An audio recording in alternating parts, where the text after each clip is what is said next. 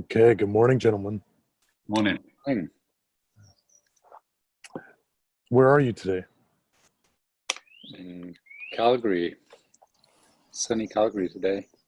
Charles is in his place, and I'm in our studio because it's near to our house. So last time we spoke, you were in quarantine. Yeah. And what's the situation there today? We'd just come back from the UK and gone straight into total isolation for 2 weeks, and it was a little bit earlier before quarantine hit everybody else. So at the time, you could see people walking the streets and still sort of out and about. But now everyone's been familiar with that for sort of 6 weeks. We're still technically in isolation, but this week they're opening golf courses, which is fantastic, and campsites. And campsites, yeah. So they're going to gradually start opening things up. As I heard a doctor say on the radio today, we've got space for you in the hospital now. Yeah, that must be encouraging. Yeah. So certainly this has impacted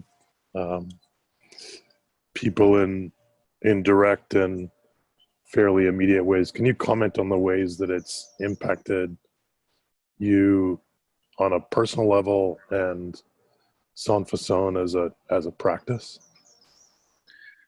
I think the first thing is that we get that Charles's young children get to join a lot of our Zoom meetings. Yeah. It makes the connection much slower when they're watching TV all the time. I've experienced the same. Yeah, you just don't Skype me or Zoom me at lunchtime. But otherwise, Charles and I have been working together for maybe I think it's coming up nearly 20 years, and I think we spent more time with each other than pretty much anybody else in our lives. So it's very strange not to have the routine of being in the same space every day. We did an interview for a project, a new work, a couple of weeks ago, and it's strange because I still went and got dressed for it. I put on nice shoes and a clean shirt, and just to kind of get in the mood. But just like all radio programs or TV programs, there's something so stifled about being able to connect with one another, or connect with somebody, or 7 people in different places, and try and have a human conversation or some sort of social feedback, I guess. But I think for me personally, because we move around a lot for different projects, I've never sat, well, for a very long time, probably since I was a child, sat in the same place for 2 months. And it's actually when traveling on trains or planes or driving that personally my brain thinks that's when things kind of click into place, when I'm distracted with something else. And there really isn't much to be distracted with at the minute. So that I'm finding that kind of challenging. Yeah. At least no, the weather is a bit better, so we can go outside. But when we came back from the UK, so we're about 6 weeks ago, it was still snowy and icy, so it felt even more harsh to kind of be stuck inside, and you could really feel the intensity of having to stay in one place and one space for long periods of time. Somehow the weather is changing that a little bit, at least psychologically. How is it for you, Hesse? Well, for me, the timing of all this has been deeply strange in that, one beginning a new role at CAM in mid-January, and then closing the museum 2 months later. It's a kind of deeply strange way to begin a new role at the helm of an institution. that has never experienced a crisis of this magnitude or complexity previously. So, I think in some ways the hope I have is that it compels us to think around the way that we engage the public in new ways. And I think as an institution, CAM is a place that's always tried to reach not just within Houston, but beyond Houston, reach audiences beyond. So in some ways it places a greater priority on the ability and capacity to reach across distance. Right. But for you all, as a public practice and as a fundamentally collaborative practice, and one that is, I think, hyper-focused on social exchange, on the experience of the public realm, on shared civic space, are you at a moment where you can imagine with any kind of distance how this might shift or prompt a reframing of the work? You asked us that question 6 or 7 weeks ago. Yeah.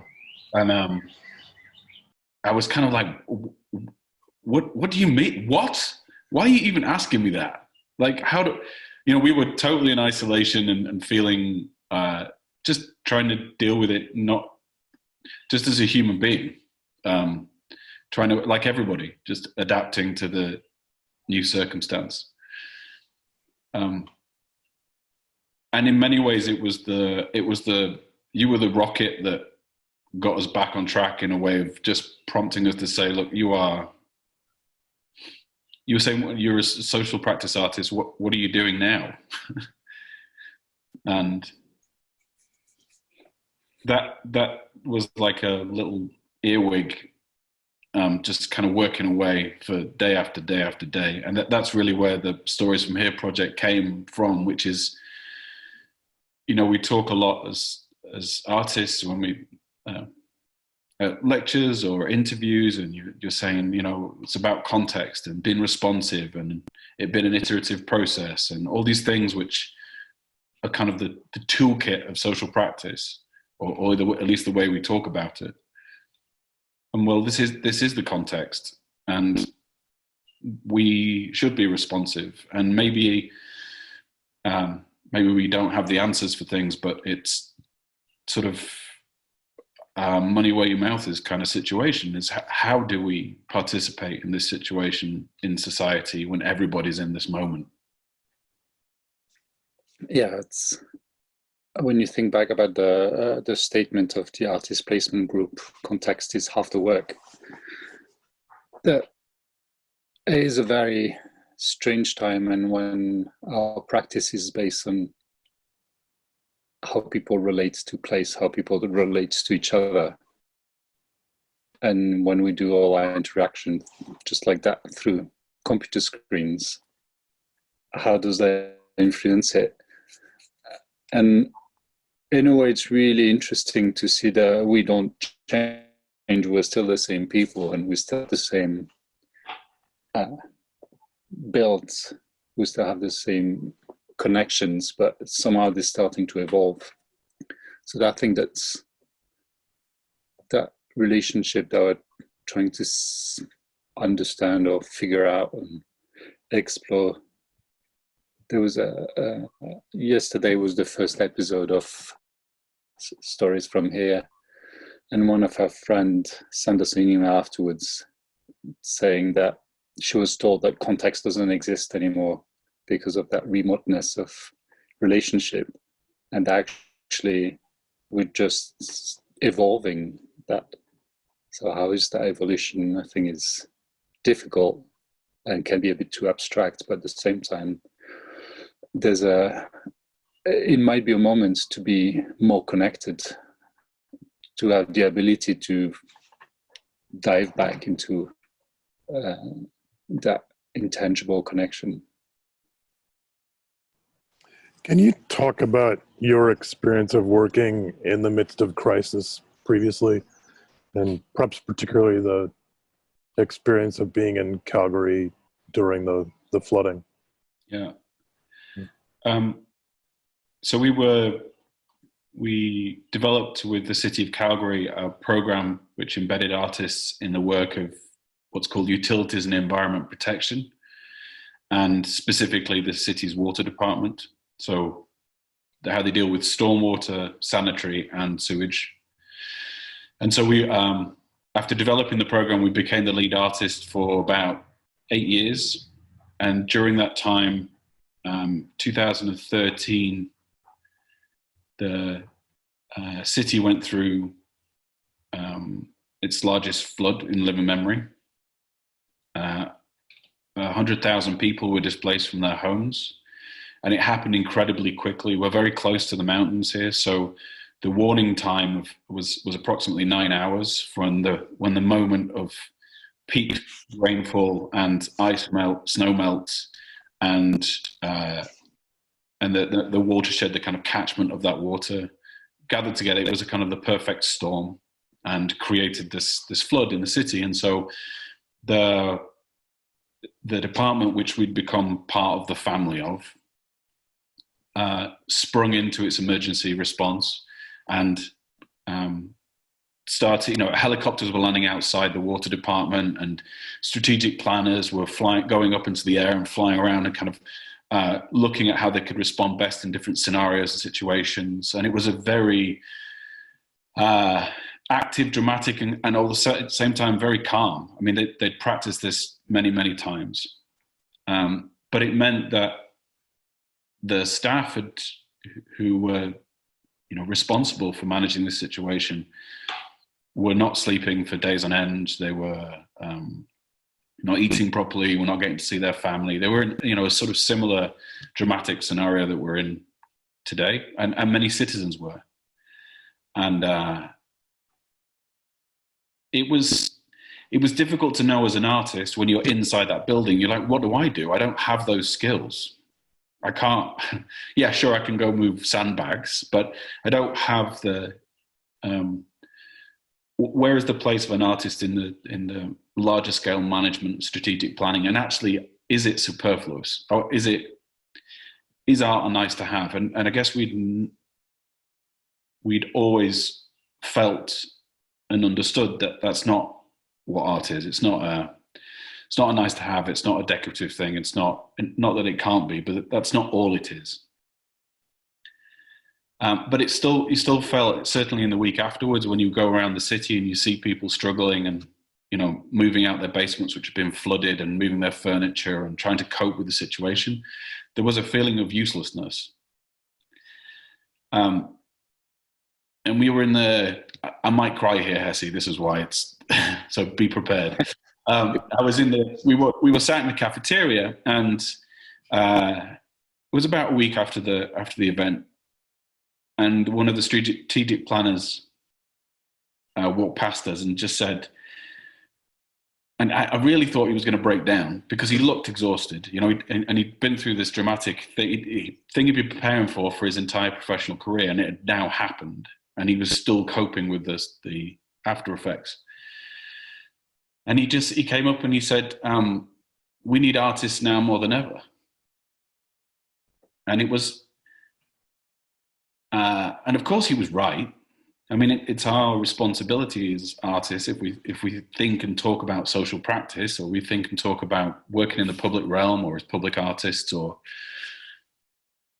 that how we think about that and how we process that, how we understand that as a society is the place in which artists work. And I don't mean it as a sort of pacifier or even necessarily solace, but in some ways, it's how we explain ourselves to ourselves. It's an invitation to do that. And I think there's also, especially with Frank, that engineer, who really early on connected with our with the potential of art to be able to connect more emotionally to what's happening. And for him, it became really, really obvious before anyone else that art had that ability to make people process what just happened beyond data and fact, which is how usually that information is shared. So how you can humanly relate to what's happening, process it, displace yourself, basically emotionally digest that. I think the two questions that arise for me in response to that, and let's presume that that's true, and we believe that. We know that it's true that we need artists more than ever in the moments of extreme crisis. But as an artist, how do you take up that responsibility or challenge? And how do you actually work at the scale at which one can achieve impact? I think, first of all, that you don't ask yourself that question. Because the reason I say it is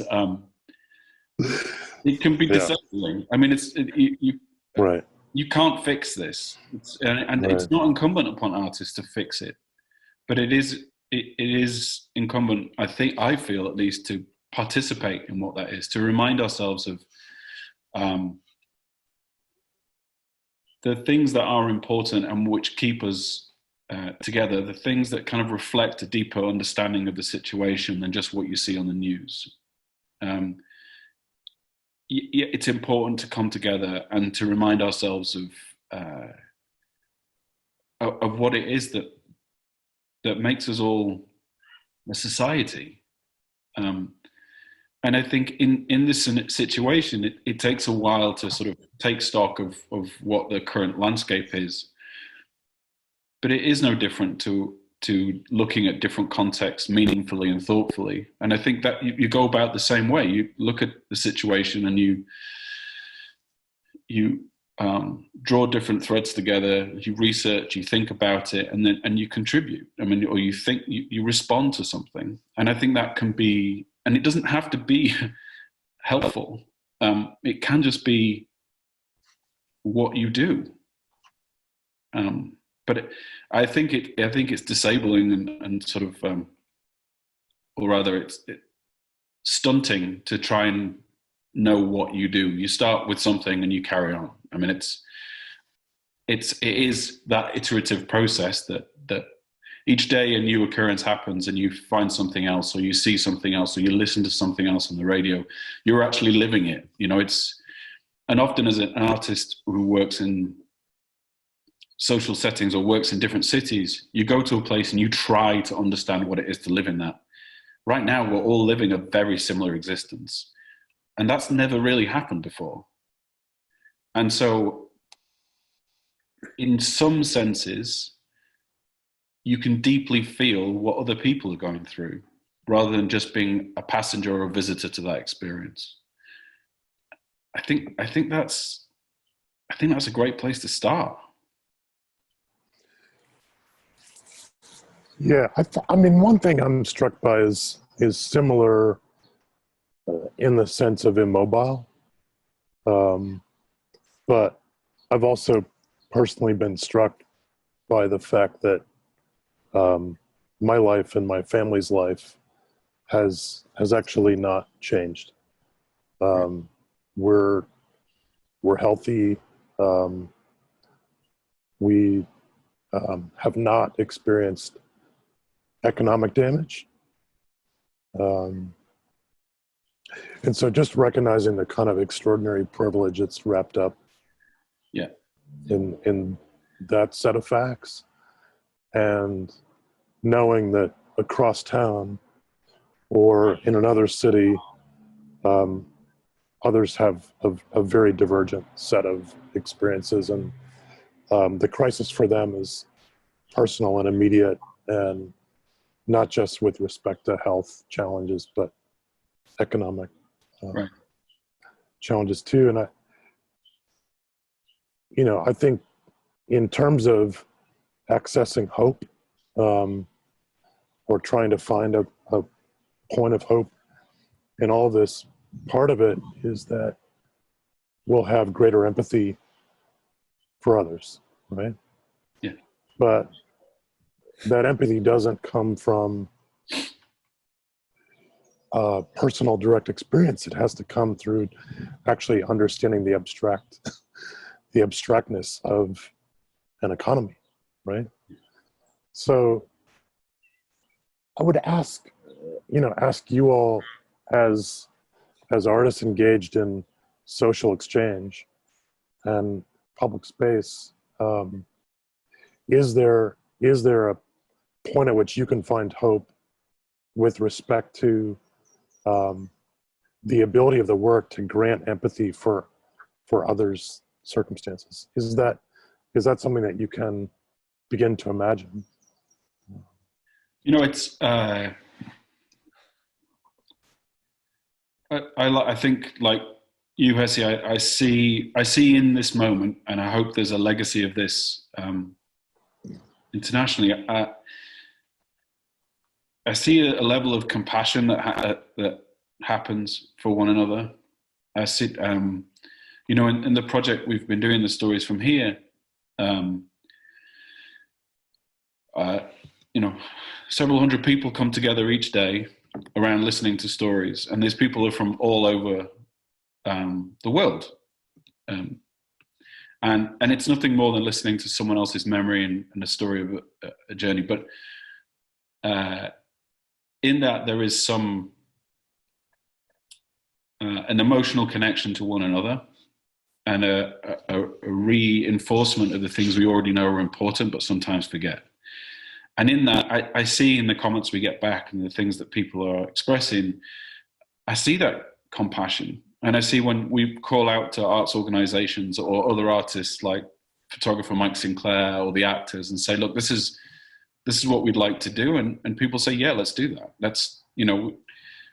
It's important that we work towards those goals, those emotional connections between one another. And so I am perhaps eternally an optimist in that the impact for people, and some people, and we're at the beginning of the implications for many, many people for the next several years.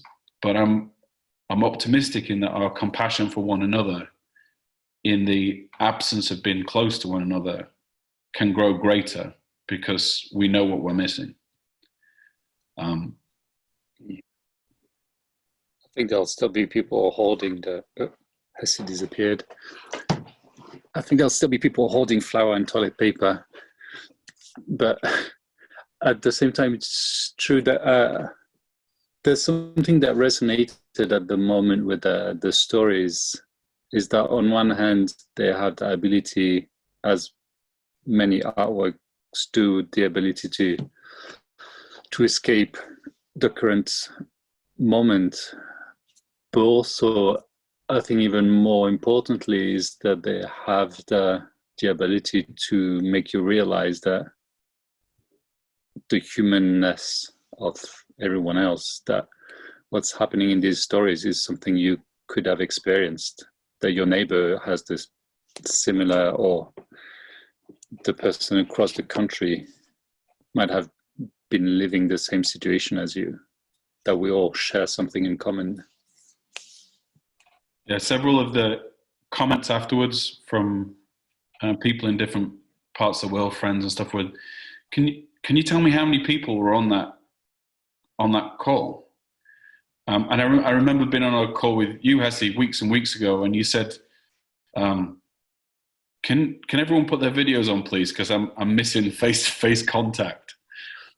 And yeah, and it's true. I mean, what makes us human beings doesn't go away. I'm just hopeful that the thoughtfulness and compassion for one another, if we're not flooded with misinformation and things that make you fearful, that we can come out the other side, a healthier society.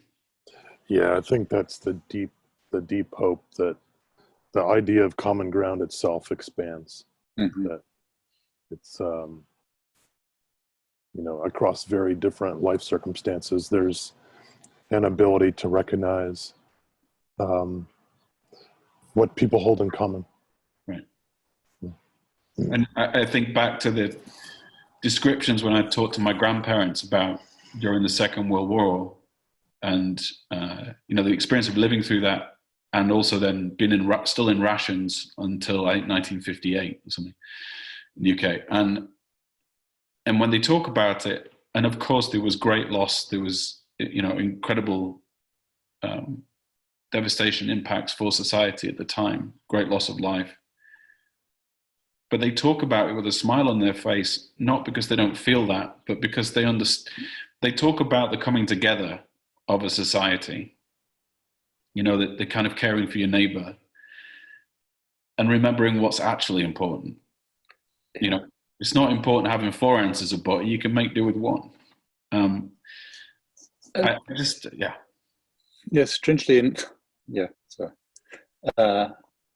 Strangely enough, the isolation seemed to make people closer to at least the neighbors. Like my parents who are in France at the moment were telling me that they started having evening drinks, aperitif, with their neighbors across the road, and they started to meet the neighbors that they'd never met before, and they're on first name term now. So in the evening they go and open the window, and the neighbor across the road brings their table and their drink, and they toast to each other across the road. So they have that kind of strange connection that never happened before, and that would never have happened otherwise. So that sounds so lovely, Charles. I know. And a couple of weeks ago, a friend of ours turned 60, and for his 60th birthday, his partner asked all his friends if they'd do a drive-by the house. So she got him to stand out in the street, and we turned up 10 minutes before, and all the way down the street and round the corner and round the next street was this queue of vehicles.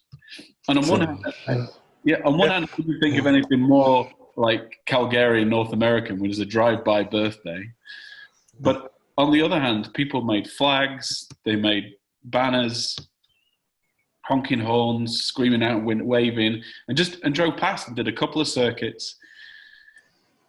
And there were people in that queue that wouldn't have come to his birthday party. It was knowing that it was important.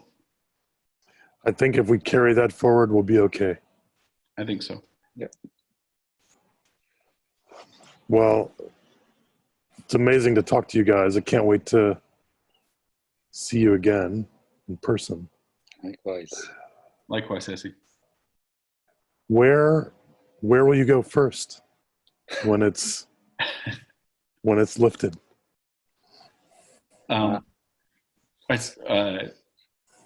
So a very short story, Hesse, but my dog has had a lame leg for about 10 weeks. And my partner had to go to the vet. Had to go to the vet. But no, he's actually been to the vet. But my partner let him off the leash yesterday for the first time in 10 weeks or something, or 3 months. And she said, all I can describe it as is when they let the cows out after the winter and they go into the field and they're kind of bucking and they can't stop. They're just like so excited with themselves. I don't know where it'll be, but I'll just keep going. I'll be one of those cows or my dog running across the field, just across fields screaming with happiness.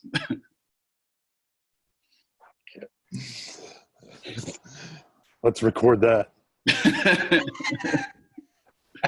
Yeah. All right. Amazing. Be safe, guys. You too, Hesse. Probably talk to you later today. Sure. Or tomorrow. Look forward to it. Yeah. Take care. Cheers. Thanks. Bye. Bye.